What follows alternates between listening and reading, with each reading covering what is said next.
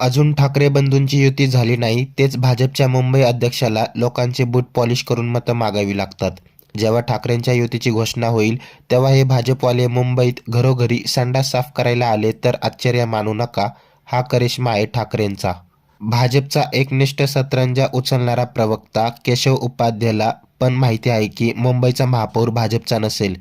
त्यामुळे बघा कसा ठाकरे बंधूंमध्ये काडी लावतोय. समजा मुंबईत सत्ता आलीच तर महापौरपद मनसेला देणार का? महापौर मनसेचा की शिवसेनेचा? केशव उपाध्ये.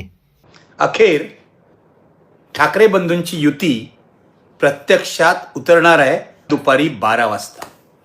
संजय राऊत यांनी तसं जाहीर केलेलं आहे. दुपारी 12 वाजता ठाकरे बंधूंच्या युतीची अधिकृत घोषणा होणार आहे. जोपर्यंत ठाकरे बंधूंची युती जाहीर होत नाहीत तोपर्यंत कदाचित भारतीय जनता पक्षाचे उमेदवार जाहीर होणार नाहीत, भाजपचे उमेदवार जाहीर होत नाहीत, म्हणून शिंदेंच्या शिवसेनेचे उमेदवार जाहीर होणार नाहीत, असं सगळं तांगडं आहे. असो, पण ठाकरे बंधूंची युती जाहीर होणार आहे आणि या युतीनंतर महापालिका निवडणुकांवर काय परिणाम होणार आहे हे पुढच्या साधारणपणे 15 ते 20 दिवसात आपल्याला स्पष्टपणे कळेल. तुम्हाला माहिती आहे 15 जानेवारीला मतदान आहे, 16 तारखेला निकाल जाहीर होणार आहेत. पण ठाकरे बंधूंची ही युती जी आहे ती महाराष्ट्रामध्ये ऐतिहासिक युती आहे आणि सगळ्यात महत्त्वाची गोष्ट, जागा वाटपामध्ये फारसे मतभेद चव्हाट्यावर येऊ न देता एवढे दिवस म्हणजे जवळजवळ 3-4 महिने तरी धरा की ही सगळी चर्चा चालू होती जागा वाटपावर, मात्र एकही गोष्ट बाहेर फुटली नाही. याचे मार्क्स त्यांना द्यावेच लागतील. आता असं कळतंय की उद्या जी युती जाहीर होणार आहे त्यामध्ये मुंबईतल्या 227 वॉर्डांपैकी 145 ते 150 वॉर्डमध्ये उद्धव ठाकरेंची शिवसेना निवडणूक लढेल मशाला चिन्हावर आणि 65 ते 70 वॉर्डमध्ये राज ठाकरे यांची महाराष्ट्र नवनिर्माण सेना इंजिनिया आपल्या निशाणीवर निवडणूक लढेल. उरलेल्या जागा ज्या आहेत शरद पवारांचा राष्ट्रवादी काँग्रेस पक्ष जर या युतीमध्ये आला तर त्याला दिल्या जातील असं सांगितलं जात आहे. पण खरोखरच उद्धव ठाकरे आणि राज ठाकरे यांच्यामध्ये जागा वाटपाबाबत मतभेद झाले नाहीत का? जरी उद्धव ठाकरे यांच्या शिवसेनेने, अविभक्त शिवसेनेने, लक्षात घ्या तेव्हा शिवसेना तुटलेली नव्हती, 2017ला शिवसेना एक होती, एकनाथ शिंदे शिवसेनेमध्ये होते, ते जवळजवळ उद्धव ठाकरे यांचे मॅनेजर होते, लक्षात घ्या. आता प्रचाराची ही तोफ राज ठाकरे यांची उद्धव ठाकरेंबरोबर येणार आहे. म्हणजे एका परीने शिवसेना आणि मनसे युतीकडे ही डबल बॅरल गन येणार आहे. आता राज ठाकरे भारतीय जनता पक्षावर हल्ला कसा करतील? पण या क्षणाला मुंबई शहरामध्ये महापालिका निवडणुकीसाठी कोणतंही वातावरण नाही हे आपल्याला नमूद करावं लागतं आहे. नागरिकांमध्ये पूर्णपणे निरुत्साह आहे. नागरिक महापालिका निवडणूक या मुद्द्यावर फारसे बोलत नाहीत, एकमेकांमध्ये बोलत नाहीत. फक्त टेलिव्हिजनचा किंवा वेब पोर्टलचा कॅमेरा समोर आला तर काहीतरी बडबडतात. एका बाजूला अमराठी लोकांना टार्गेट करत असताना भाजपने मराठी लोकांना सुद्धा टार्गेट करायला सुरुवात केली आहे. लक्षात घ्या भाजप कोणत्या थराला जाऊ शकतो. आज भाजपचे मुंबईचे अध्यक्ष अमित साटम यांनी बूट पॉलिशवाल्यांचा मेळावा भरवला होता, बूट पॉलिश कामगारांचा. तिथे त्यांनी कामगारांच्या बुटाला पॉलिश करून दिलं. लक्षात घ्या काय स्टंटबाजी करतोय भाजप बघा. कामगारांचा मेळावा घ्यायची अक्कल यांना गेल्या 5-7 वर्षात आली नाही.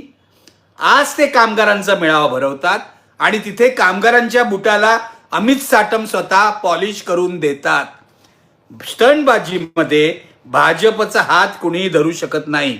भाजपला अचानक कामगारांविषयी प्रेम आलं यावर कुणीही विश्वास ठेवणार नाही.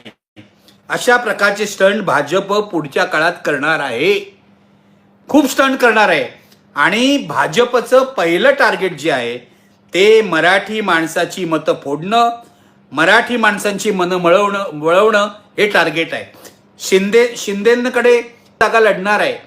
भाजप आणि शिंदेमधल्या वाटाघाटी अजून पूर्ण झालेल्या नाही. शिंदेने 120 जागा मागितलेल्या आहेत, त्या त्याला मिळतील शक्यता नाही.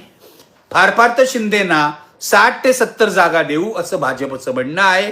सगळे जण अशी टोपली टाकून बसलेले आहेत आपल्या जागा वाटपावर. जर ठाकरे बंधूंना मत दिलं तर मुंबईचा महापौर हा एखादा खान होऊ शकतो. हा प्रचार भाजपने सुरूच केलेला आहे. त्या प्रचारामध्ये हवा भरण्याचा प्रयत्न देवेंद्र फडणवीस यांनी केला नाही तरी सुद्धा अमित साटम, रवींद्र चव्हाण निश्चितपणे करणार याविषयी माझ्या मनात काही शंका नाही. या सगळ्याची कसोटी या निवडणुकीत लागणार आहे. याचं कारण आता यावेळेला काँग्रेस वेगळी लढत असताना मुस्लिम मतदार हे काँग्रेसकडे जातात की ठाकरे बंधूंकडे येतात हे बघावं लागेल. राज ठाकरेंकडे आवर्जून मुस्लिम मतदार वळतील असं काही दिसत नाहीये. मात्र उद्धव ठाकरेंच्या शिवसेनेकडे काही मुस्लिम मतदार वळू शकतात. काँग्रेस वेगळी लढल्यामुळे मुस्लिम मतदारांमुळे मध्ये सुद्धा फूट पडणार आहे का हे बघावं लागेल. जर मुस्लिम मतदारांमध्ये फूट पडली तर त्याचा फायदा कुणाला होणार? हा फायदा भाजप आणि एकनाथ शिंदेच्या शिवसेनेला होऊ शकतो का याकडे सुद्धा लक्ष ठेवावं लागेल.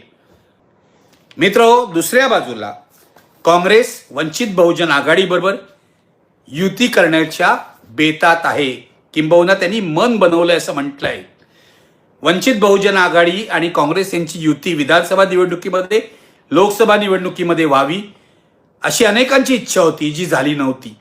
आता नगरपालिका निवडणुकीच्या निमित्ताने काँग्रेस आणि वंचित बहुजन आघाडी एकत्र आलेली आहे. आता महापालिका निवडणुकीत काँग्रेस आणि बहुजन आघाडीची जर युती झाली तर दोन्ही पक्षांना फायदा होऊ शकतो असं निरीक्षकांचं मत आहे. मित्रहो, या सगळ्या निवडणुकीच्या गदारोळामध्ये, राजकीय गदारोळामध्ये मराठी माणसाचा मुद्दा येईल, हिंदुत्वाचा मुद्दा येईल, विकासाचा मुद्दा येईल, अनेक मुद्दे येतील. पण मुंबईसारख्या शहराला काय हवंय याचा विचार राजकीय पक्ष करतायत का? माझा मुद्दा आहे, मुंबई पुढचा सगळ्यात महत्वाचा प्रश्न आज जो आहे तो हा प्रदूषणाचा आहे. दिल्लीची वाट लागलेली आहे, लक्षात घ्या.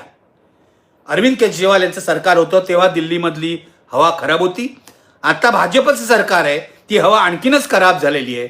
भाजपचे ज्या मुख्यमंत्री आहेत त्यांना AQI म्हणजे काय हेही माहीत नाही, लक्षात घ्या. माझा मुद्दा एवढाच आहे, जागा वाटपावर चर्चा होईल, राजकीय मुद्द्यांवर चर्चा होईल. मुंबईच्या जिव्हाळ्याचा जो प्रश्न आहे की मुंबईची हवा खराब होते आहे, मुंबईमध्ये प्रदूषण वाढतंय, त्या प्रश्नावर या निवडणुकीत चर्चा होणार का?